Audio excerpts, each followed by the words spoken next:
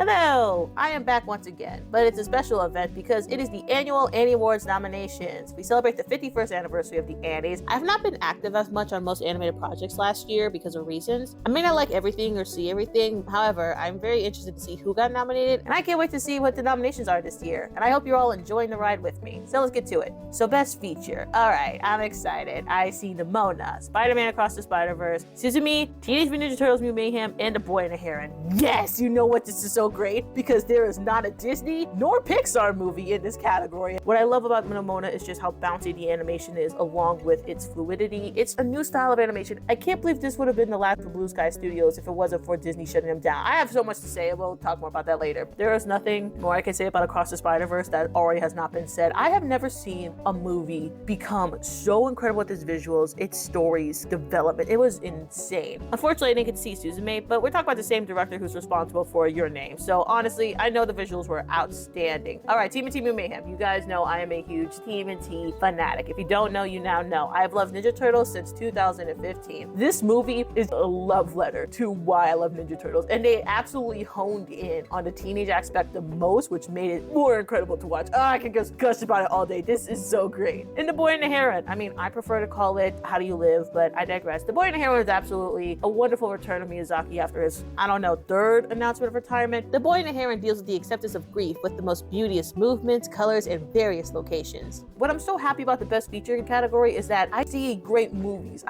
It's so nice to see like fair competition. Not fair competition, but in general, just nice movies. Now for the Best Feature, Independence. The only one I've seen is Ernest and Celestine, A Trip to Gibraltar. I hope I said that right. I absolutely love Ernest and Celestine. The first one was wonderful. The second one was a nice comfort to get to see our two wonderful pals back again. I'm looking at the other nominations on here for Souls of Coyote, Robot Dreams, The Inventor, White Plastic Sky. All of these look incredible. Okay, so Best TV/Media, this is for preschoolers. So I don't watch these shows, and I'm actually upset because where the heck is Bluey in this category? I feel like I shouldn't have to explain what Bluey is, but if you don't know, it's this Australian show, and it's absolutely remarkable. But I'm looking up all of these, and I'm just happy to see that kids, once again, are getting really passionate creations of animation through these shows. Now we get to TV/Media for children. This is a pretty well-rounded list for the nominees. Marvel's Moon Girl and Devil Dinosaur, I need to watch it because I love Black representation. And the Black girl experience would have been so important for me to see as a kid. I've seen clips of Nuella when she was dealing with her hair, which made me very happy to see, and I think about the other Black girls who are seeing this as well. The other shows are also worth noting because they're unique in their own ways of storytelling. We get to TV/Media for mature audience. I am aware of the Blue Eye Samurai, and I need to check that out. The animation in that, glorious. I do not care for Big Mouth. You guys know my thoughts on Big Mouth. And I haven't watched Bob's Burgers in years, and I don't know about the last two, but I'm looking at based on the styles, it looks interesting. Best TV/Media for limited series. Kizazi Mato Generation Fire. I want to talk about this series so freaking bad. I never thought in my days I would ever see African stories animated, and not just animated, different styles of animation being told with beautiful stories and love and appreciation for the culture. Guys, I really hope there are people out there who watch this show because I need more attention on it. My favorite episodes, I have to look it up. Best effects in TV/Media. Once again, I'm just going to root for Blue Eye Samurai. I don't know, man. I also, wait, no. Why is The Bad Guys, The Very Bad Holiday on here? People were doing a comparison side by side of the movie versus the special, and they dropped the ball with the budget. Look, I understand transforming a budget from a theatrical perspective to something smaller than television. I get that, but like there's no purpose. Okay, special effects in a feature. I'm gonna take this moment to talk about Chicken Run, Dawn of the Nugget. I liked Chicken Run as a kid, but I was very upset when it came to the sequel and the announcements of it because the actress Julia Swallow was told that she was too old to play Ginger, and she literally did a side-by-side of her repeating her lines, even though it's been over 20 years and she still sounds the same, but God forbid she gets the role back. So the actress who replaced Ginger, Tendi Way Newton, was 4 years younger than her. I think it was an excuse because they couldn't hire Mel Gibson for obvious reasons. Now Elemental, I'm happy about. Elemental has a really nice effect. I like the way that every element is constantly moving and shifting, and the changes of color is explosive. But okay, it's no competition anymore because Across the Spider-Verse is on here. Guys, when they were chasing Miles, it took them 4 years to animate that. I'm gonna highlight the peasant on here too because it also looks really cool. Best character animation, TV/Media. Okay guys, can someone explain to me if Adventure Time's Fiona Cake is worth watching? So I have not watched Adventure Time since its last episode. When the show ended, I never looked back. And I know they have the specials and Fiona Cake was announced, but I want to know, is it worth it? Because a lot of people are saying good things about it, and I really hope that it still is in tone of what Adventure Time was back in the day. Kizazumoto's back again. Please, can it be renewed? Please, I'm begging. asking you, can you renew it? Best character animation in a feature. Elemental's nominated, so is Nimona. Okay, did people like Ruby Gilman Teenage Kraken? I can't speak on that because I didn't watch it, but people were talking about how they didn't like the animation. And you know what the animation reminds me of? Okay, there is a distinct memory. If I could find it, I'll show it. There's these dolls I used to have, and they were extremely flexible and bendy looking, and that's what the animation was reminding me of. I think the design is cute. I just don't know how the story impacts the animation. Best character animation live action. Wait, what?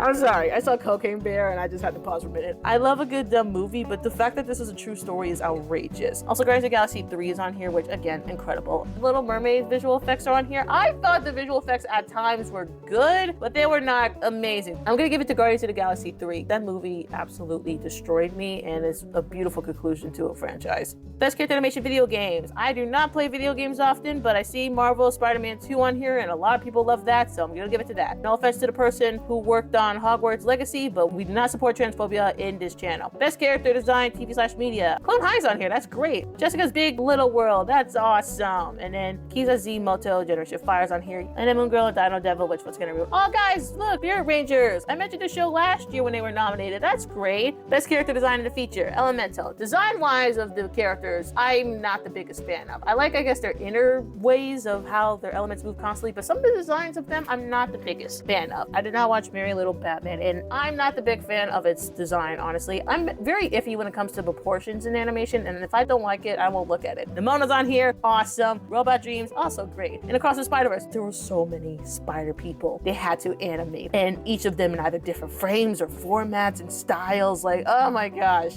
Best directed TV/media, Kizazi Moto Generation Fire is on here once again. I'm really happy this show is getting recognition because that's really great.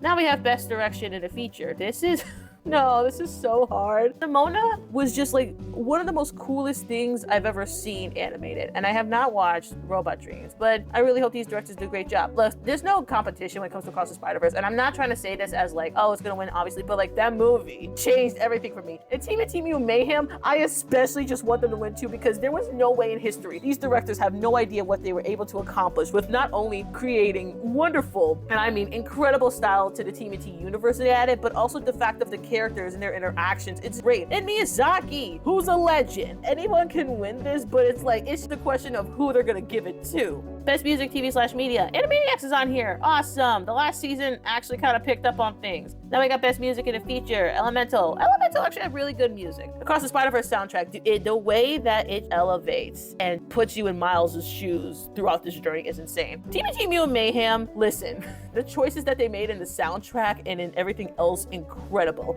And Joe Hisaishi, that man is just such a wonderful composer and makes for beautiful pieces that soars into impactful moments. Best production design TV/media. Oh my gosh, Boy Samurai is nominated twice. I really have to check out this show now. Use it for my people who watch What If. Was that also great? Scavenger Rain is also on here. Star Wars Visions. Oh yeah. Are these like stories that are connected to the Star Wars universes, or they're like sidetracks, or they're new? I'm not sure, but I do like different styles of animation to be shown here. Best production design in a feature. Ooh, this one's really interesting. Again, anyone can really win these categories. I feel like this year animation really showed out the best of utilizing styles, and anyone is really great. Best storyboarding TV/media. Yes! Craig Before the Creek. I can't wait to talk about it, but I gotta watch it though, because it hasn't premiered yet, but insert when I finally watch the movie and I can talk about the storyboarding of that. Moon Girl and Devil Dinosaur, also great to see. Storyboarding in a feature. Chicken Run's also on here. Nimona, Robot Dreams, Suzume, and The Boy and the Heron. I feel like The Boy and the Heron is definitely gonna win for the storyboarding. Miyazaki puts his all into that. I just feel like it'll go to him.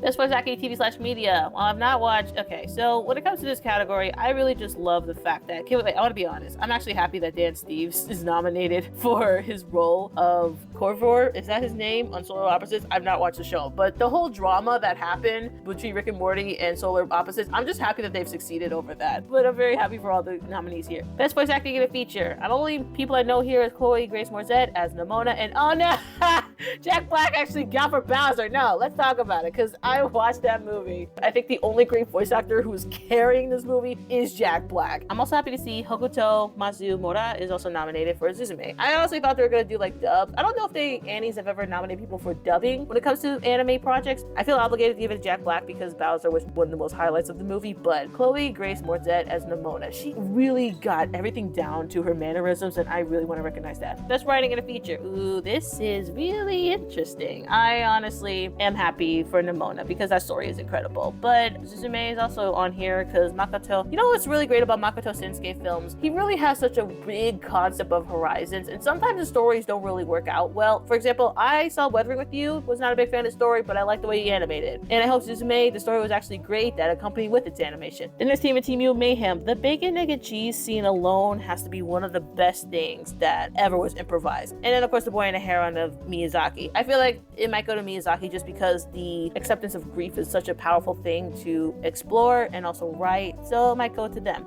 Best editorial feature. Wait, why the hell? Leo? Is this that movie with Adam Sandler as the lizard or whatever? Guys, I didn't watch it, and I probably won't because I am forever scarred for what Adam Sandler did to me with 8 Crazy Nights, because absolutely not. I should not have gone through that. But Elemental's on here for its editing. Nimona's here. Spider-Man Across the Spider-Verse and TBT Mayhem. Ooh, I'm torn actually. I kind of want, obviously, Across the Spider-Verse editing is wild, but TBT Mayhem, that whole scene of the No Diggity scene where they're finding out where they can find Superfly, it moves so swiftly and it shows the turtles in their best elements. Here are the Juried Awards, which honor the unparalleled achievements and exceptional contributions to animation. The Whisper K Awards goes to the following: Charlotte Lottie Rainifer, Joe Hisashi, and Marcy Page. The Jufrey Award will go to Allison Band and Nicole Hendricks as their co-founders of the BRIC Foundation. The UBS Iwerks Award goes to John Oxbury. The Special Achievement Award goes to the artists of Walt Disney Animations. Do you guys think this is their Annie's way of apologizing for Wish not getting any nomination? Every animator or artist who have been responsible to make these fairy tales come to life absolutely deserve it. I mean, we can range from the 9 men of Disney to the Renaissance era and the future that Disney sort of is holding right now. I don't know. We could talk about that another time. Especially seeing how much effort was put into the 100th anniversary special Once Upon a Studio. It reminds me once again why Walt Disney made these things in the first place. Why we love Disney movies to begin with. And I feel like all these animators definitely deserve that recognition to begin with. Let's discuss the Best Animated Feature nominees at the Oscars. The Boy and the Heron, Elemental, Nimona, Robot Dreams, and Spider-Man Across the Spider-Verse. Team and Team Mayhem was robbed. Team and Team Mayhem was one of my highly anticipated movies of the year. I mean, an Oscar nomination isn't the end of the world, but man, would have been so cool to see Ninja Turtles be nominated. I haven't seen Robot Dreams. It looks nice. The premise follows a dog who builds this robot. They become friends as they navigate through New York and all fun shenanigans ensues. It seems exciting. It has been shown in various film festivals. I hope it gets a theatrical release or a streaming release because I really do want to check it out. It's nice to see that the Academy has improved because usually when it comes to international animated movies, it's usually 1, but the fact we got 2 is a really huge deal. This leads me to talk about The Boy and the Heron. I got into Ghibli. Okay, so the first Ghibli movie I ever watched was Spirited Away. I was 6. I didn't fully get invested into Studio Ghibli until high school, and then years later I would finally watch every Ghibli movie. So the idea of me finally seeing a Studio Ghibli movie on the big screen, one of the most phenomenal experiences I ever had in a movie theater. I would get off of my seat at times to just get closer to the screen as I was amazed by the animation. I was fully watching a Miyazaki movie in live time. I have been fortunate to see some Ghibli films on the big screen, but to see like a current Ghibli movie on the big screen, it was so surreal to finally be up to date with Ghibli, and now I can't wait to see what more comes from it. Rumors saying Miyazaki's gonna work on a Nausicaa sequel. If that happens, oh my god. But The Boy and the Heron is really beautiful.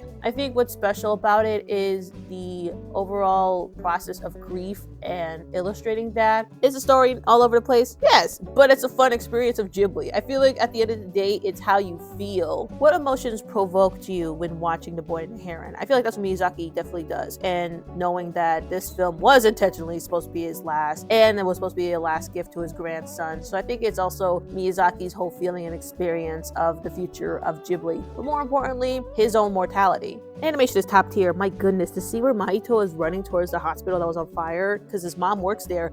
Those sequences were above and beyond. And then it keeps coming up again. And I think everything else, the fact of seeing how the heron like slowly transforms into like this half human, half bird creature is also like disgusting to look at times. But still, the amount of detail that he adds to it. I also like the sort of paradise-esque he has. And of course, I noticed the Miyazaki tropes that he has when it comes to people and their laughter, along with the food, especially the toast and jam. Man, I just loved seeing how Mahito was eating it, and as the jam was slipping through his fingers, incredible. Another sequence I loved too was when Mahito hit the rock on his head and the blood just gushed out. It was, again, Miyazaki has a nice flow with his animation, and I never get bored and dull of looking at the screen. And I think that's the beauty of watching Studio Ghibli movies. You're very enthralled with the visuals, and when you see through the story and how they execute that is incredible. Still, I think The Boy and the Heron is worthy of its nomination. I was just surprised Elemental was going to get the nomination. It was either that or Wish, but we all know what happened there. I think Elemental was a fine movie. I don't think it's the greatest of Pixar, and that's okay, but there are some things that I do have issues with. So this is the same thing I had when I was watching Zootopia. Who do the writers have in mind when they write these non-human characters? When watching the movie, I made the assumption that Ember came from an Asian descent, and for Wade coming from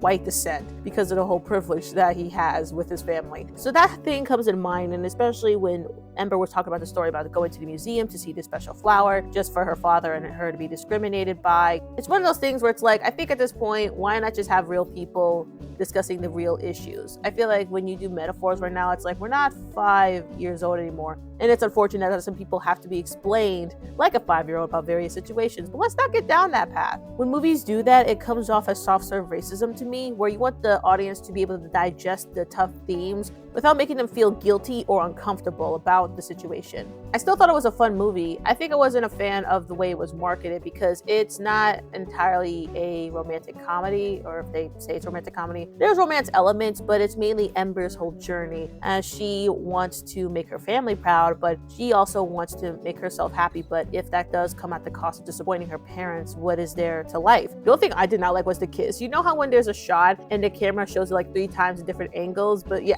don't know why they chose that. That was unnecessary. In the end though, I love Elemental for being experimental with its animation. The fire, water, steam, and trees effects were just really cool. It was nice to see them constantly moving because I was afraid of that was going to happen where they just stay still. But no, seeing the effects of the elements too, when you see Ember and Wade holding hands or any other elements being affected by each other, it's really great. I was aware of Nimona because of the graphic novel. I would read the novel first before I would watch the movie, and I'm actually happy about the choices that the movie made because some of the things in the graphic novel I felt like the stakes weren't high enough, where I kind of felt like I wanted more, and the movie definitely showcased that. So the history between Nimona was that this was supposed to be Blue Sky's last movie, but then Disney had bought the studio and they shut the studio down because of budget cuts or whatever, and the movie was 75% completed. It was almost done, and they still decided to shut them down. Thankfully, Netflix picked them up, was able to finally have the movie be completed, and I am so glad they did. This movie is so freaking fun. I love the animation. I have said various times how it has a nice bounce effect to it. I especially love seeing Nimona shapeshift so quickly, and it's so fun. This movie is really fun, and I love Nimona as a character. I love Ballister and seeing his whole backstory, and Ambrosius and his whole conflict when it comes to wanting to get back Ballister, and their whole relationship is so sweet. Oh my goodness, that's probably one of the reasons why Disney canceled it. I didn't say that. I think also it's really nice to see people feel represented. Nimona herself, I don't think they really, I can't remember in the book if they talked a lot about Nimona's identity. For the movie, I appreciate they talk about Nimona and her whole thing with identity because she doesn't want to just stay Nimona. She wants to be everything across the sun, and it's really cute. Then I was absolutely gutted by the end of the movie. The reason why I advocate so much for representation, whether if it's racial identity or sexual identity, is because I will never understand how somebody could be so uptight and concerned about one's happiness and well-being and saying, well, I'm not comfortable with it, so therefore you shouldn't either. And I really hope Nimona has shaped a lot of people into being their authentic self. And I'm just so tired of these damn censorships thinking that, oh, this is going to affect the kids anyway. I'm glad that Nimona got this nomination because, man, this movie, I'm just so happy to finally see like some experimental animation, but also a fun, wild story. It's cool. It's incredible. It's metal as hell. Please check it out if you have not seen it. There's a big possibility that Across the Spider-Verse could win its nomination for Best Animated Feature, and I will be absolutely happy. Across the Spider-Verse was one of my favorite experiences going to the movies. I especially saw it at a 4DX theater, so all the swinging and stuff that was going in the movie, I was rocking on with my chair, and it was built for such an amazing experience. The fact that we can see all these spider people in the various Spider-Man reference that goes on, then cut to Miguel, who tells Miles that he is absolutely not worthy of wearing the mask, despite the fact that Into the Spider-Verse was all about the fact that anyone could wear the mask. So the shattering of that imagery of Miles realizing that this was not his destiny, it blew my mind. Oh, but that's not the kicker though, because being Spider-Man also means there's a cost of your loved one having to die because it's a canon event. And for Miles to be like, this is absolutely bullshit, I'm not doing it, just for everybody in Miguel to gang up on him and saying that he's not worthy.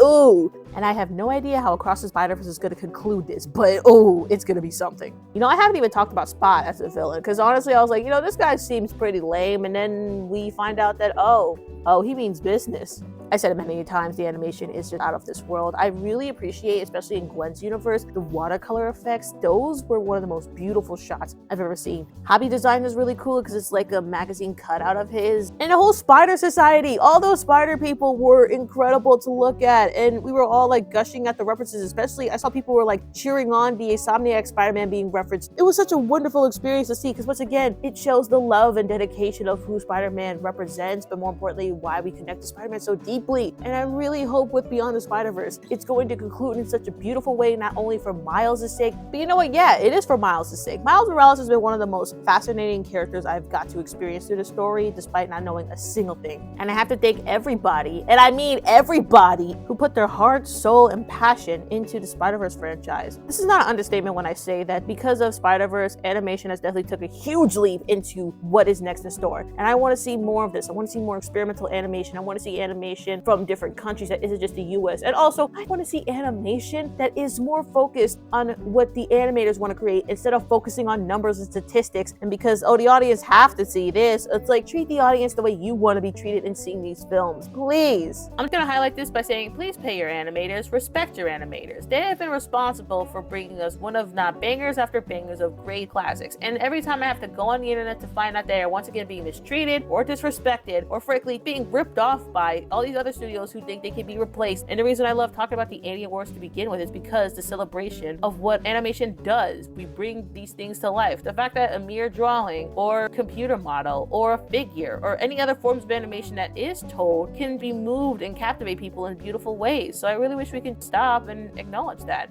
That wraps up all the nominations for the Annie Awards and the Oscars. This was a really great year. Yes, I'm upset certain things did not get recognized in animation. However, there was still such a beautiful year of glorious things being created, and I know the future is promising for better things to come. I'm very excited to see what happens. Always remember that animation is a medium. It's cinema. It is never, ever, ever a genre, and I really hope we continue to see more filmmakers push that narrative into a better direction. Thank you all so much for watching my video. I will see you in the next one.